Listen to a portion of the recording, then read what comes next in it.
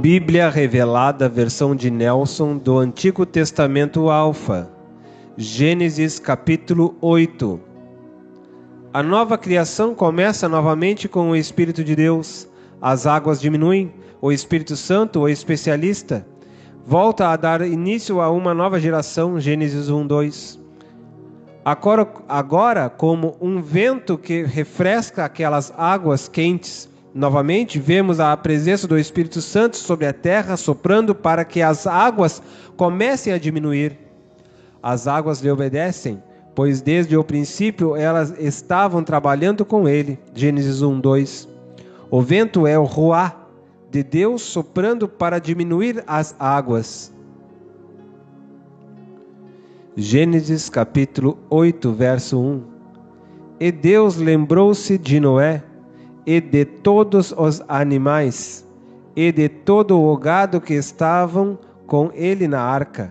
E Deus fez passar um vento, espírito, sobre a terra, e as águas começaram a diminuir. As fontes do grande abismo debaixo foram fechadas, e as janelas dos céus se fecharam pela ordem do Espírito Santo. Ele é quem abre as janelas dos céus. Gênesis capítulo 8, verso 2. E cerraram-se as fontes do abismo profundo e as comportas dos céus, e a chuva dos céus se deteve.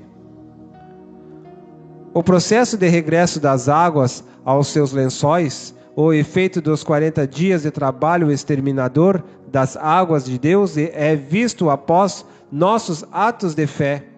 A obra do Espírito Santo é vista e completada em 150 dias.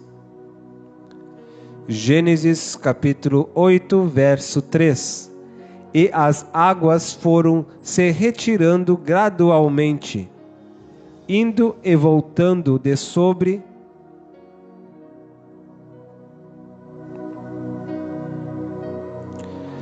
a terra. Ao fim de 150 dias, começaram a minguar.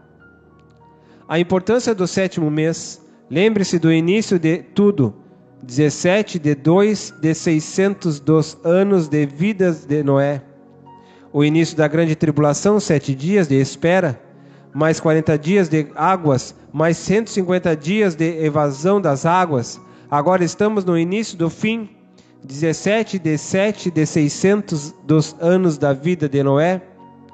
A arca repousou sobre um monte. Contamos 5 meses e Noé está ainda na arca. Mas ele ainda vai esperar. Gênesis capítulo 8, verso 4.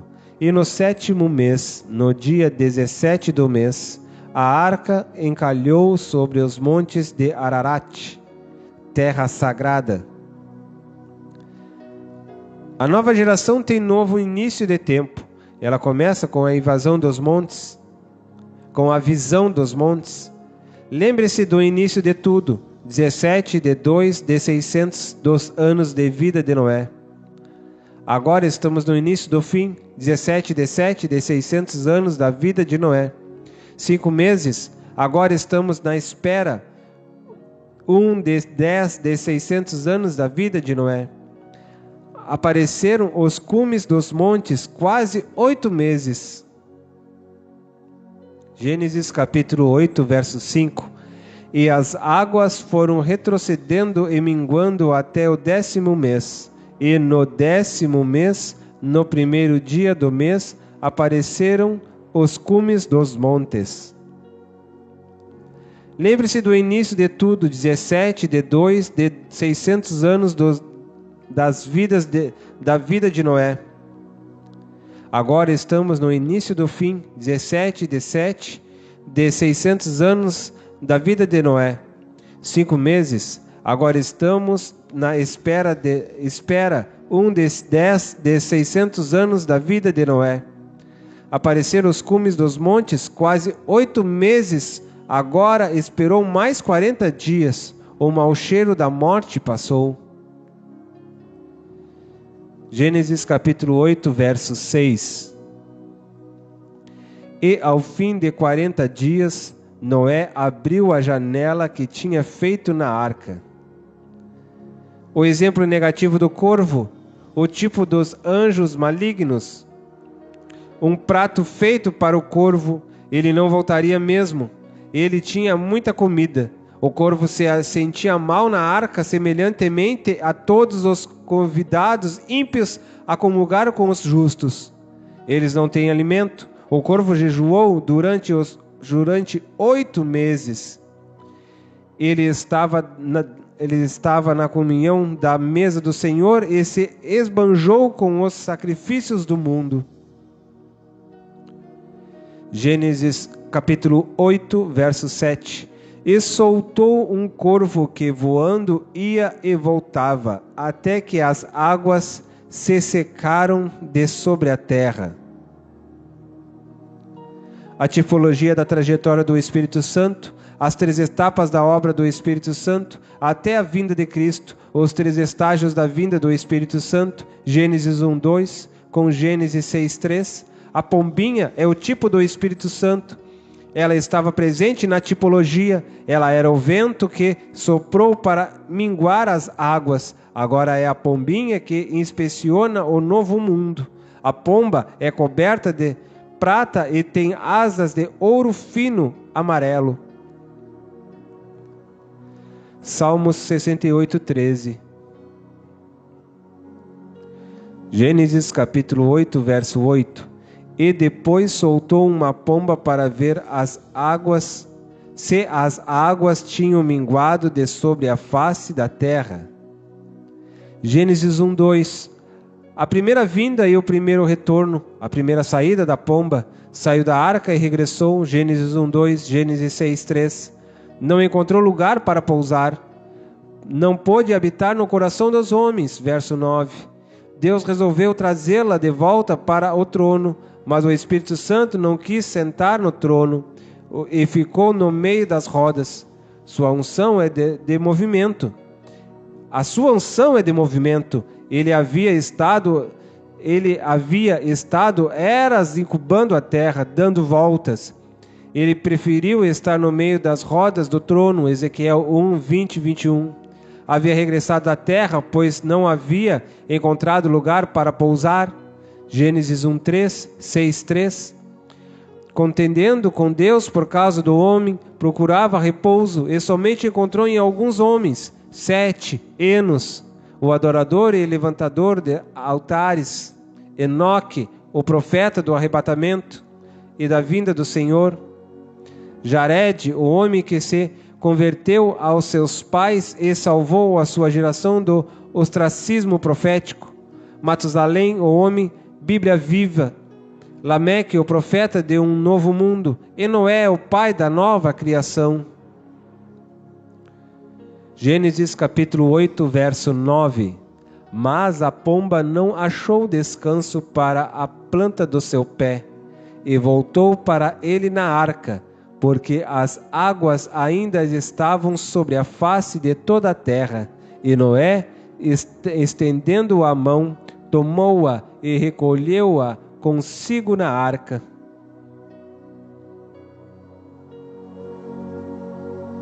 A segunda vinda do Espírito Santo e o segundo retorno na cruz. A vinda do Espírito Santo em Cristo, desde o nascimento, incluindo o batismo, até a sua morte na cruz. Isaías 11, 2, 61, 1. Fala da obra do Espírito Santo desde Gênesis 6, 3 até João Batista. Neste período, ele volta às rodas do trono e fica lá até a vinda de João Batista, mas sempre fazendo uma obra esporádica sobre a terra. Neste tempo em que não habitava no espírito do homem, mas estava diante do Pai, neste período que ele enchia, mas não batizava. A segunda saída da pomba da arca, Noé esperou outros 7 dias e voltou a enviá-la fora da arca. Gênesis capítulo 8, verso 10. E esperou ainda outros 7 dias e tornou a enviar a pomba fora da arca. Ela voltou no horário da tarde. Essa hora tipifica os momentos da morte de Cristo. A pomba veio à terra através de Cristo e regressou em sua morte quando Jesus entregou o seu espírito ao Pai. Mas o raminho estava do bico. Era uma folha de oliveira. O dilúvio havia acabado. O juízo de Deus sobre os homens havia terminado. Jesus havia pago o preço, mas ainda não havia lugar para pousar. Somente havia encontrado uma oliveira, e a oliveira verdadeira era Cristo.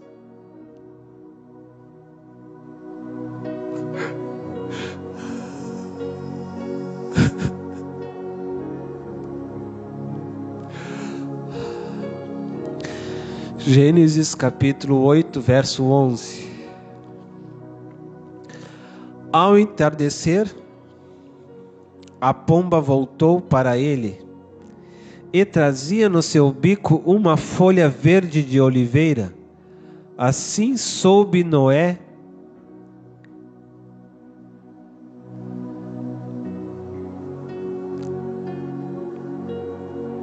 que as águas tinham minguado de sobre a terra.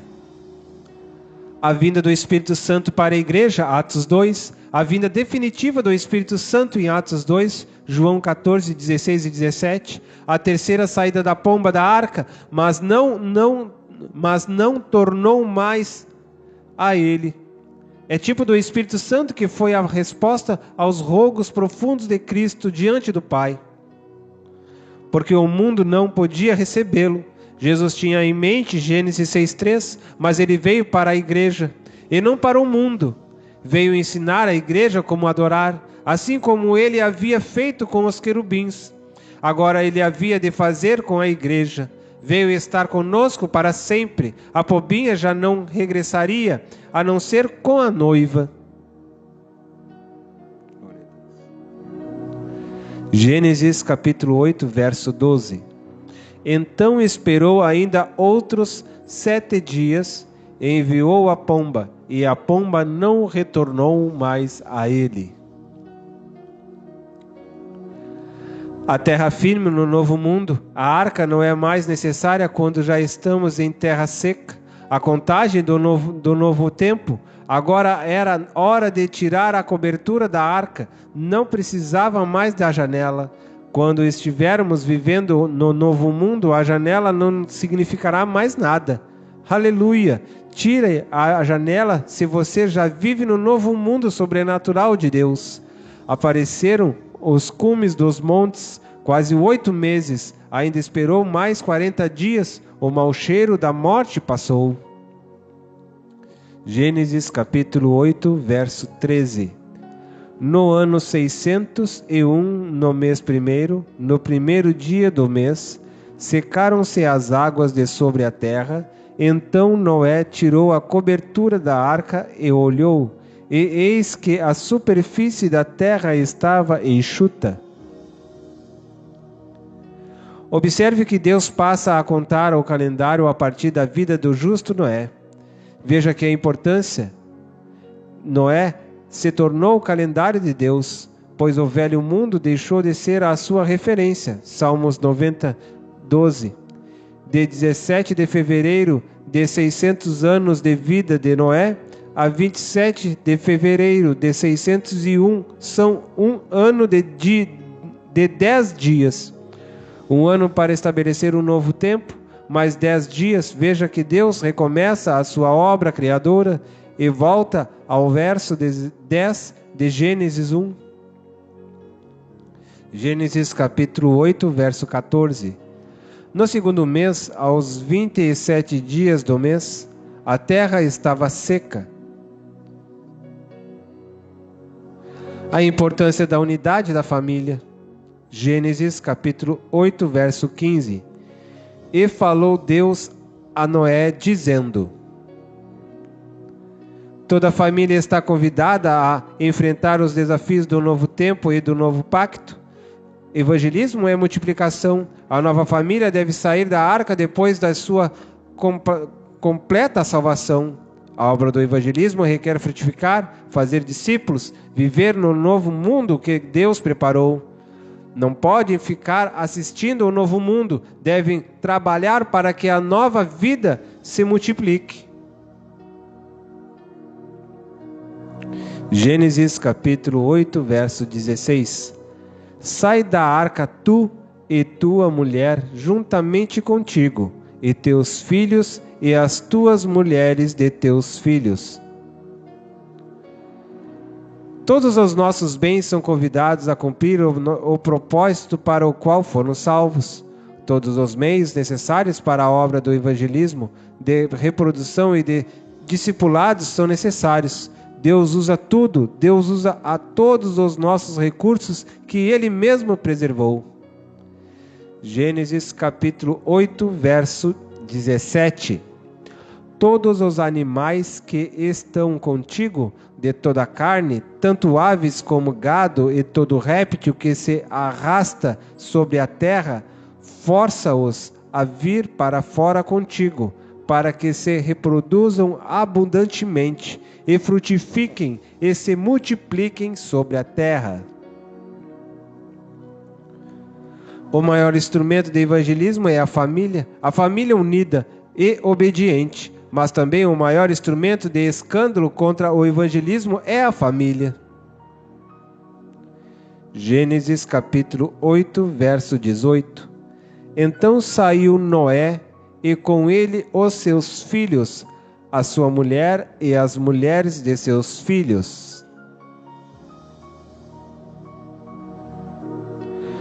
Todos os nossos meios de sobrevivência devem sair da arca para que haja reprodução de mantimento, para que as espécies sejam frutíferas. Deus requer todos os recursos que Ele pôs em nossas mãos para que se preservassem. Mas Ele nos pedirá adiante a fim de que a obra seja feita. Tire da sua arca aquilo que Deus tem preservado, para que haja multiplicação. Gênesis capítulo 8, verso 19. E todas as feras, todo réptil, toda ave, tudo o que se arrasta sobre a terra, segundo as suas famílias, saíram da arca. O altar de Noé, o primeiro altar de sacrifício no novo mundo, as preliminares no novo pacto de Deus com Noé, a índole natural do homem caído, as mudanças climáticas, o novo tempo começa com culto e oferta de gratidão. Quem cultua não teme os desafios de seu novo mundo. O altar e o culto geram pactos, promessas, soluções. Evangelismo é o nosso culto e o nosso culto pessoal. O nosso altar pessoal e o nosso culto são particulares. Tudo aquilo que temos na nossa arca, nossa fazenda, deve ser usado para cultuar ao Senhor quando levantarmos nosso altar. Levantar o altar é o primeiro ato depois que saímos da arca. Este deve ser o primeiro ato de todo o novo convertido. Levantar um altar com os recursos que estão na sua fazenda, na sua arca. Os recursos que oferecemos no seu altar são frutos limpos de justiça. Não sobe no seu altar animal que não seja doméstico e limpo. Não sobe no seu altar animal que não seja doméstico e limpo. Gênesis capítulo 8, verso 20. E construiu Noé um altar ao Senhor Jeová, e tomou de todo o animal limpo e de toda a ave limpa, e ofereceu holocaustos.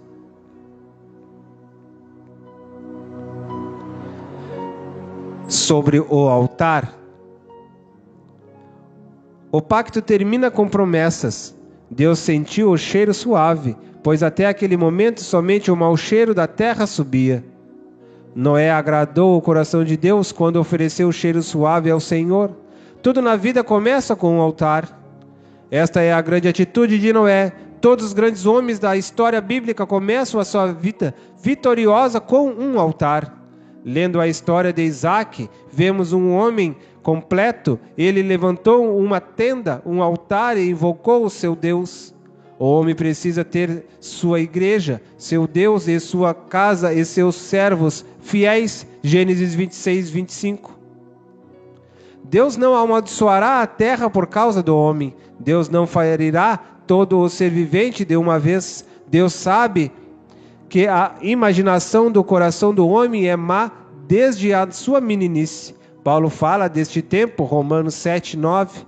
Este é o tempo quando cai o seu primeiro dente de leite, é o tempo que a inocência sai de cena e o pecado começa a reviver nas suas circunstâncias. Gênesis capítulo 8, verso 21. Sentiu o Senhor Jeová o suave aroma, e disse em seu coração: não tornarei mais a amaldiçoar a terra por causa do homem, porque o impulso do coração do homem é escolher o mal, desde a sua meninice, nem tornarei mais a ferir todo ser vivente, como fiz. O tempo e as estações terão fim. Apocalipse 10, 6. Os animais de grande porte serão extintos com o novo clima. A primeira promessa de Deus para o novo mundo baseia-se na sementeira e na ceifa. Este é o segredo do sucesso neste novo mundo.